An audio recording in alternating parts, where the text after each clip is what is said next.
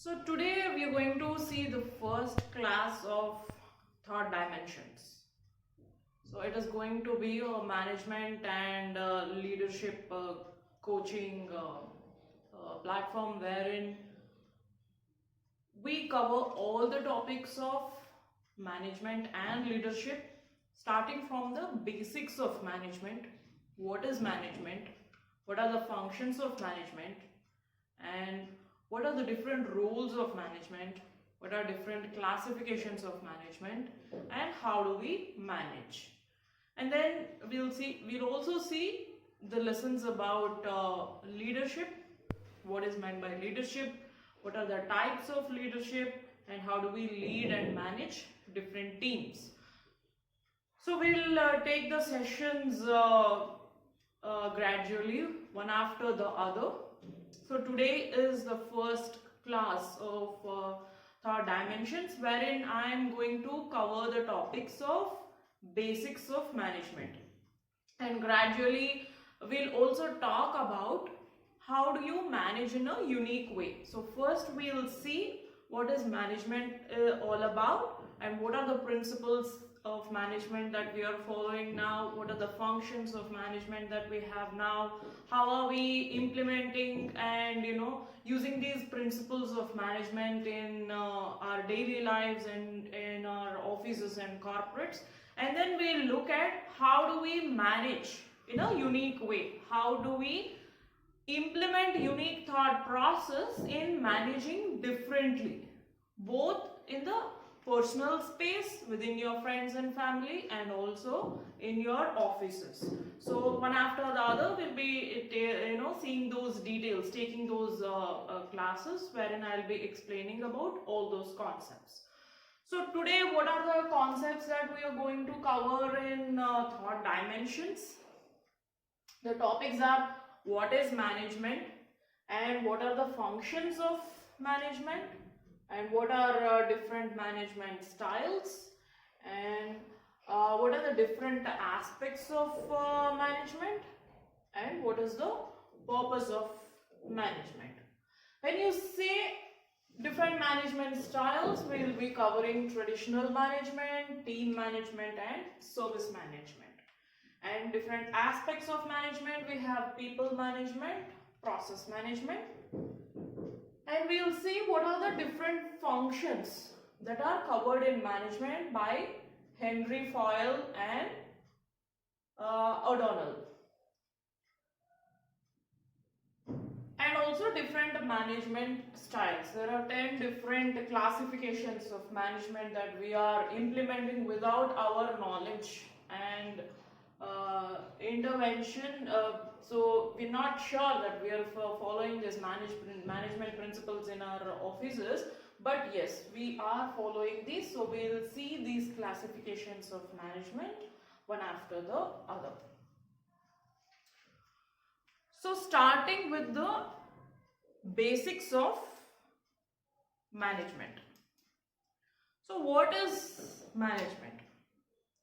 So management's primary function is to get people to work together for accomplishing a goal within the defined timelines, involving the time, cost and resource estimates, if it is specific for the project or specific for the organization. So the main goal of management is to get things done within the given timelines based on the defined objectives. So that is the main function, primary function of management. While there is a difference between management and leadership. Management is about getting things done, while leadership is about exemplifying ways of getting things done.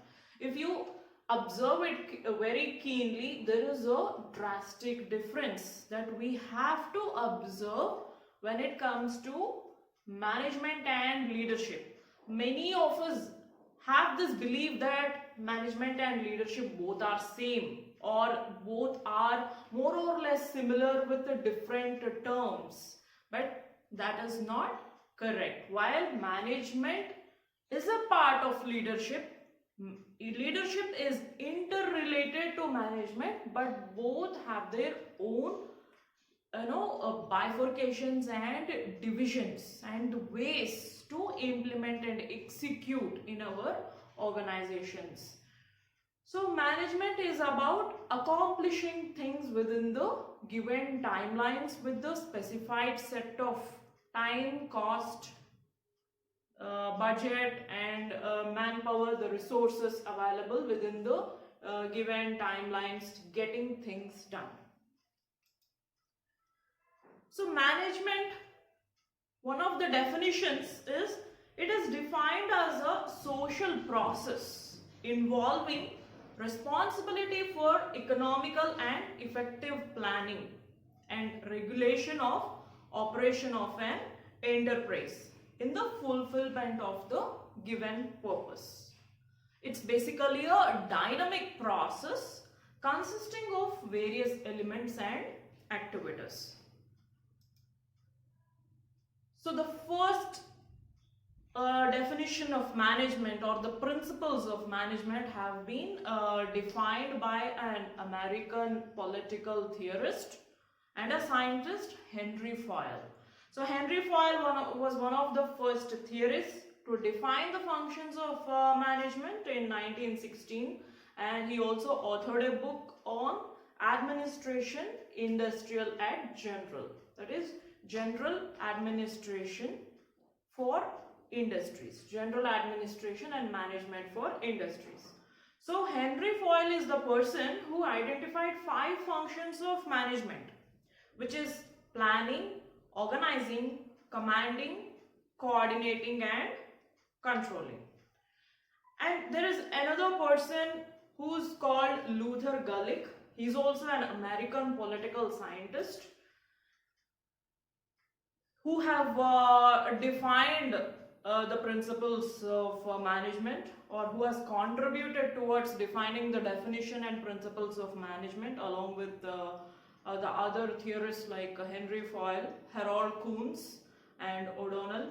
So Harold Kuhns is also an American organizational theorist, and he's also a professor at the University of California for teaching. He teaches business management and administration at Los Angeles, and is also a consultant for many of the America's largest business organizations.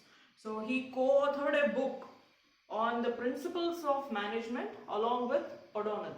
So these are also the principles that we are following today, along with Henry Fayol's functions and principles of management. So Henry Fayol defines management as to manage is to forecast and to plan, to organize, to command and to control. Whereas Luther Gulick has given a keyword called POS de Corby, which says P stands for planning, O stands for organizing, S stands for staffing, D stands for directing, C stands for coordination and control, R stands for reporting, and B stands for budgeting. That means these are all the elements that are defined in the management. So it is planning, organizing, staffing, leading and directing, controlling and monitoring, and motivating. So what is planning? So planning is a basic function of management. It deals with chalking out a strategy or a plan or a course of action for getting things done. That means it is a defined strategy or guidelines that are defined in advance for getting things done in the most appropriate way in the defined timelines. And according to Kuhns also has got a definition for management, which says and the elements of management, that is planning. So planning is deciding in advance what to do, when to do and how to do. It bridges the gap between where we are and where we want to be.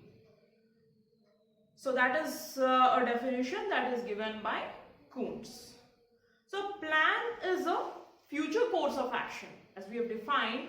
So in our day-to-day life, in our profession, so when we are talking about management, principles of management, functions of management defined by Henry Fayol and Luther Gulick and Kuntz and O'Donnell, so many of us has a misunderstanding that these are only the principles that we need to follow in our professional work environment and have nothing to do in our personal lives. But if you see clearly, what unique thinking talks about is how do you think in a way, in a different way, that you utilize your thinking, you train your mind, the knowledge that you have in a way that is applicable for both professional and personal context. When we say management, management is everywhere.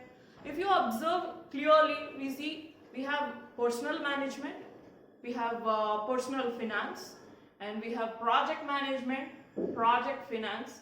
So management, if you take it as a whole in general, is everywhere.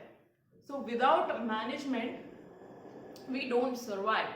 We manage our spouses, we manage our friends, we manage our kids, we manage the people around, and without management is something that we live in every day. And again, I'll quote the examples, real-time case studies of leadership, how leadership is utilized in personal and professional context when I talk about what is leadership and principles of leadership in the further classes.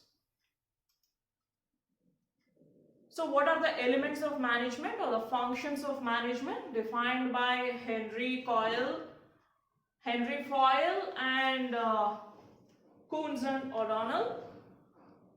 Planning, organizing. The elements are planning, organizing, staffing, leading and directing, controlling and monitoring and motivating. So we have seen what is a plan.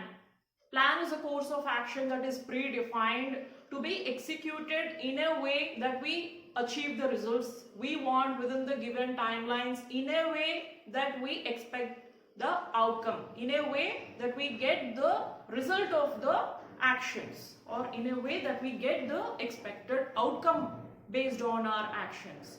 So we plan things in such a way. That is what is called planning, either in the project or at your home. If you want to go on to some shopping, you need to plan. When do you have to wake up? What do you have to wear? What is going to be your attire for that day? Your costume for that day, or your apparel or dress for that day, based on the occasion. If there is any significant event or occasion that is happening, you need to dress, have your attire based on your occasion, based on the locality, based on the tradition, based on the surroundings, and then the place you are visiting. If you are visiting a wedding reception or a function, you need to have a party look. Or if you are going to some friend's place, you can have a casual attire or a semi-western attire. So this is all what is called planning. Though we don't realize this all is a part of planning, but yeah, this is also a part of planning. That means we have the plan in mind that we need to wear this, wake up at this time, get things done, organize everything, have your breakfast, and rush out and go out. So this is the transit time or commutation time that it is going to take to reach your destination or your friend's place or the place where you want to go, and then do the shopping or whatever it is, the work from this time to this time, and again start from this time, and again visit some other place, and then again return home, and by the time you come home it will be this time. So this is all is what is called planning in your personal life. When it comes to project and your professional life, when you are defining the scope of a project or the knowledge areas or the resources, the elements that need to be considered for execution or operational activities of a project, like scheduling, costing, time-based estimates, cost-based estimates. What is going to be the scope of the project? Are there any additional requirements that to be accepted? Scope creep, and fast tracking, addition of resources into the project based on the given timelines, and extension of the scope, amendments in the contract scope, and things like that. So all this, a good project manager needs to have a track of all this along with the budgeting. How much is it going to cost for having a team size of some 10 to 20 resources based on the scope of the project, based on the tasks that are involved, the phases of the project, and which phase of the project we are taking ahead, whether it is going to be implementation, customization, rollout, upgrade, support. So what is it going to be? So this requires a proper planning of the project so that the project will get completed within the given timelines with the specific set of people within the defined budget allocated to us or given to us or sponsored to us from the client. So this is project planning, this is personal planning. So I have taken the real-time examples of both, but both will form a part of planning. So altogether, what I'm trying to say is planning is a part of our lives, both personal and professional. So that is the first element of management. So management is everywhere. The second element of management is organizing. So organizing is the process of bringing together physical, financial, and human resources and developing productive relationship amongst them for achievement of organizational goals. And Henry Fayol says to organize a business is to provide it with everything useful for its functioning, right? Raw materials, tools, capital, people, etc. That means you need to get together everything in order to start a task or an activity. That is what is called organizing. So organizing at your home, your relatives are visiting your place, so you need to organize things, your articles, your household articles. You have to keep it clean. You have to have some standard and maintenance of your home, and you need to cook something, or you need to organize some party. So this is what is called organizing, getting things done. When you are organizing some event, you call up everybody, you ask them to come to your place, and you schedule for the event, which is organizing. And in the project also you get all the raw materials, infrastructure, systems, space allocation, people, resources, software licensing, and client approvals to go ahead with the things. So this is what is all called organizing, getting things at one place to start an activity. So to organize a business involves determining and providing human and non-human resources to the organizational structure. So organizing a process involves identification of activities. You need to have a list of activities what you are supposed to do, and classification of the grouping of activities based on the priority and criticality. You need to have a classification of the activities that you are required to work on, and assignment of duties, who needs to take which responsibility, and there needs to be a clear division of duties, and delegation of authority and creation of responsibility, and coordinating authority and responsibility in the relationships. So all these are the tasks that you need to take care as part of organizing. Staffing.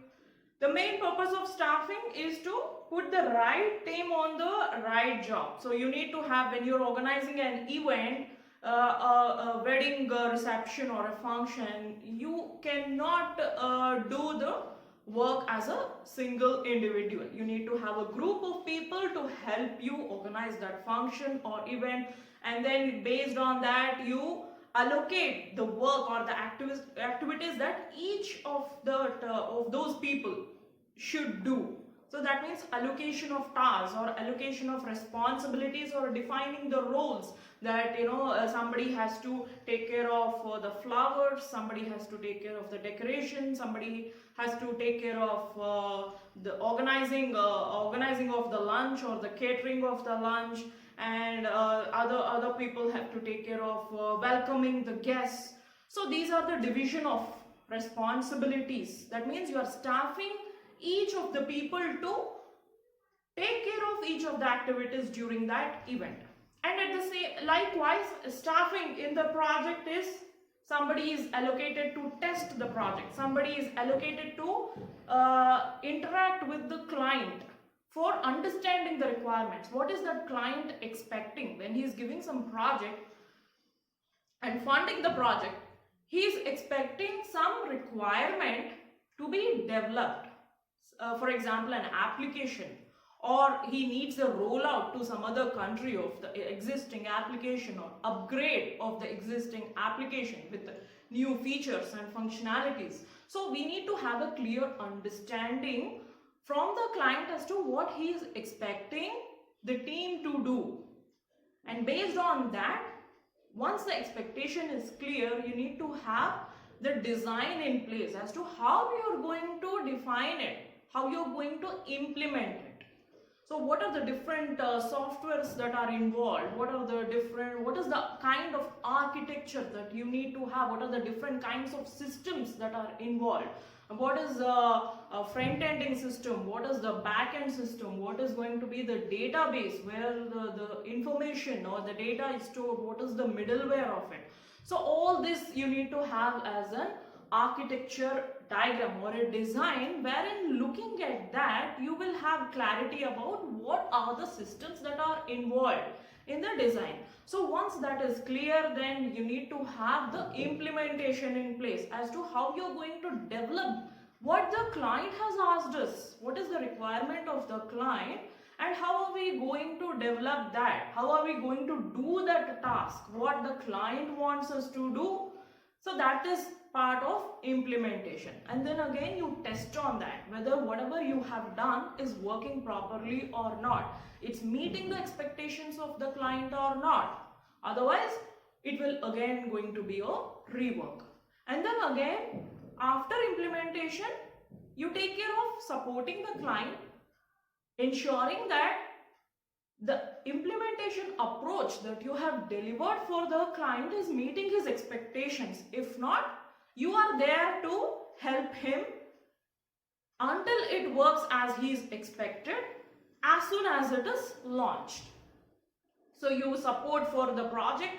If it's going to be a live project, you extend your support for maybe 6 months, post go live support which you say, to ensure that application is working fine. Or else otherwise, if it is a continuous process involving the end users coming up with a new set of requirements or new addition of tasks on a daily basis, then that is a maintenance project which you have to handle it until the client expects you to handle it and take it forward for few number of years. So this is what is called staffing. So we've seen planning, organizing, staffing, and then directing. Directing is something which you tell them how to do and what to do. So it is that part of managerial function which tells us, which deals directly with influencing, guiding, supervising, motivating subordinates for the achievement of organizational goals. So direction has the following elements. You need to supervise the work. You need to motivate the people to do the work. You need to have the leadership qualities and proper communication to ensure that the message that you are trying to deliver is reaching to the right set of audience or the right group of people.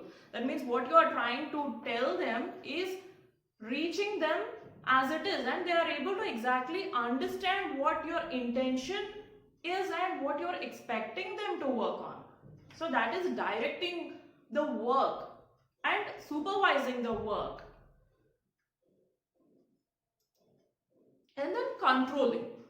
So it implies measurement of accomplishment against the standards and correction of deviation, if any, to ensure achievement of organizational goals. So the purpose of controlling is to ensure that people are doing the right work in the right way within the right timelines as expected.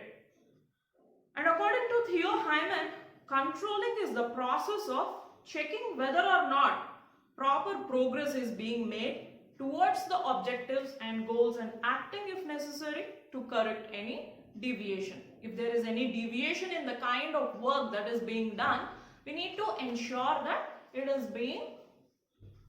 is no deviation of the work and the work is done as expected. And Coons and O'Donnell also has a definition that controlling is the measurement and correction of performance activities of subordinates in order to make sure that the enterprise objectives and plans designed to obtain them as being accomplished. So this is another definition that is given by the Coons and O'Donnell on controlling. So again, this is, management is a concept which can be understood in a very professional way and also in a way that even a child can understand in the layman terms as well. So it is up to you what is the criticality or what is the requirement that you have, in which way you need to understand management. It all depends on the context and the situation and the kind of requirement that you have in understanding the concepts of management. You can also talk about management in layman's terms as well. You can also talk about management in a completely professional context. It all depends on your requirement. But end of the day, the definition, meaning and the principles that they are trying to tell us, some of the most reputed political theorists or management theorists, which they are trying to tell us, will remain the same. It only depends on how you are applying your management to which context, whether you are applying it to a professional context or to a personal context. All that matters is it going to be completely professional or is it going to be personal? And again, there is an interconnectivity between the two.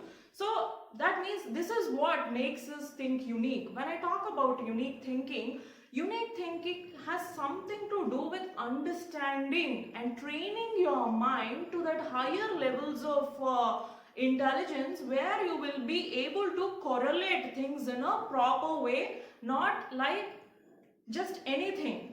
So you should have a proper understanding of the concepts prior to training your mind and improving your levels of consciousness, or in understanding the concepts and thinking in a distinguished way. Not everybody will be able to think on these grounds. So either there are different set of people whom I have come across who don't even understand what is meant by management. They only think that management is only pertaining to the project. It's only applicable to project and nothing related to personal or home. Or somebody will think that it is only about home and nothing to do with the profession. So if you actually see that most of the housewives, they exhibit a lot of management at homes. Even the people in the projects need to learn from them. So that is what is called personal management. But yes, of course, we can't, probably, take the exact scenario in profession, because we have defined processes, principles that the theorists have given about management and all. So our culture, our work culture demands us to be professional at the workplace and not completely personal. But then again, what I'm trying to say is the definition and meaning of the management will remain the same if you understand it clearly.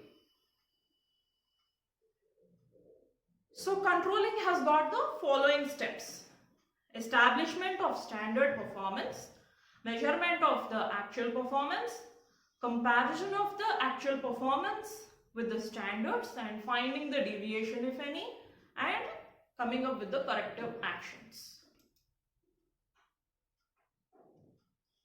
So those are the functions of management which Henry Foyle and O'Donnell have defined it. Coming to management styles. So management style is nothing but the classification of management that we have. So we have different kinds of management that we need to follow. Management is defined into different classifications and different styles and mode of execution, which is traditional management, team management and servant management.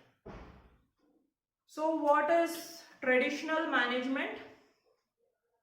The management that we have been following since long time, since ages. Hierarchy of employees, low level management, middle level management, senior management. The manager sets out some expectations for the employees who need to meet the goals, and the manager receives the reward for meeting those goals or setting the expectations for the team. So that is a traditional management. Team management arrangement. The manager is a guiding hand to help the members of the team work together to solve the problems, but doesn't dictate policy, and the entire team receives the reward. So team management is something wherein the manager seeks the help of the team in solving the problems, and the reward is distributed equally among the manager and the contribution from the team members. Servant management.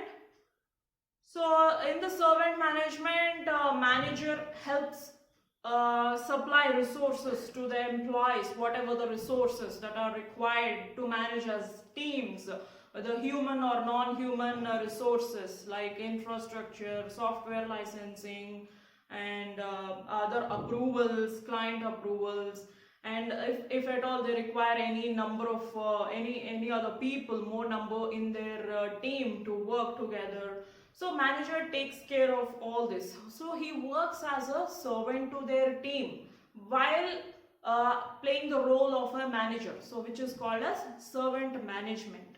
So the organization recognizes employees as experts in their field and work to help them work more efficiently.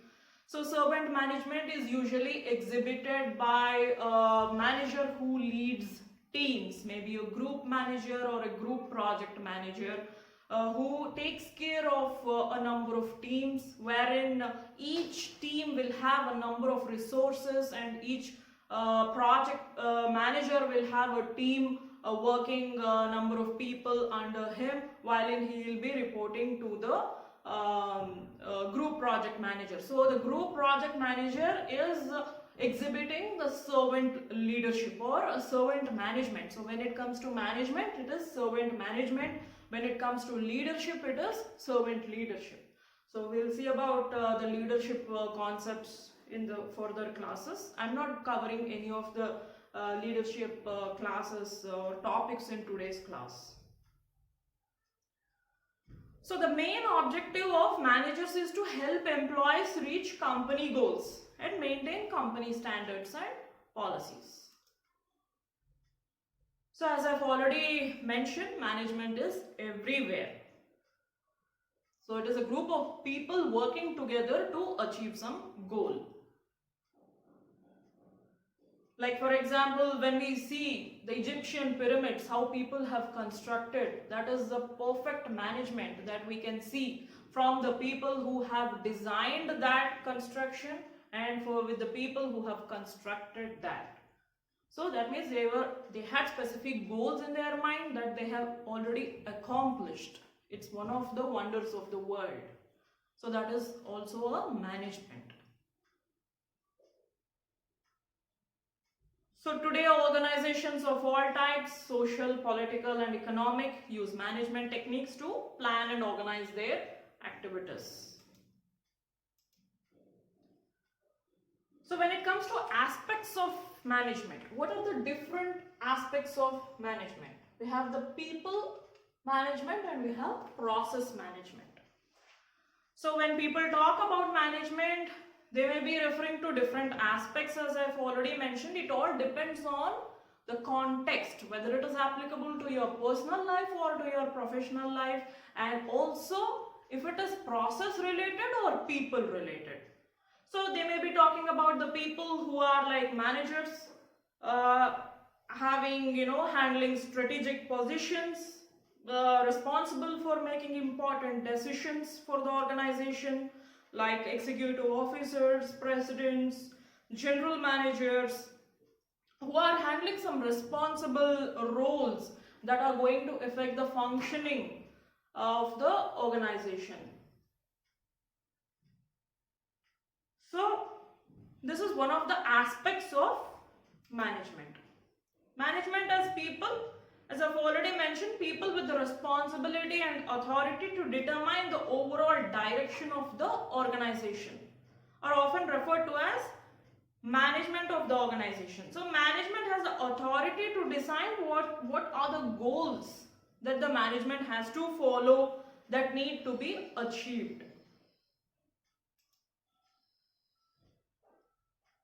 So this can also be taken when you relate this to a personal context. So in the professional context, it is the upper management team or the top level leadership team or the top management team that takes the critical decisions of the project or a group of projects.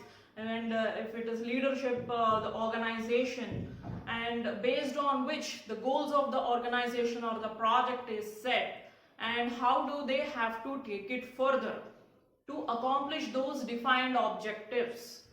So that is people management. And again, if it comes to personal context, if you are, you can take the example of planning for some vacation, like to get away from home and work, to spend some enjoyable time, so to achieve that goal. So that cannot be achieved just if you think about it. You need to get things done, and you need to schedule your trip. You need to have defined timelines as to when are you going, when are you returning, and what are you going to do there, what places you are going to visit, and everything needs to be organized.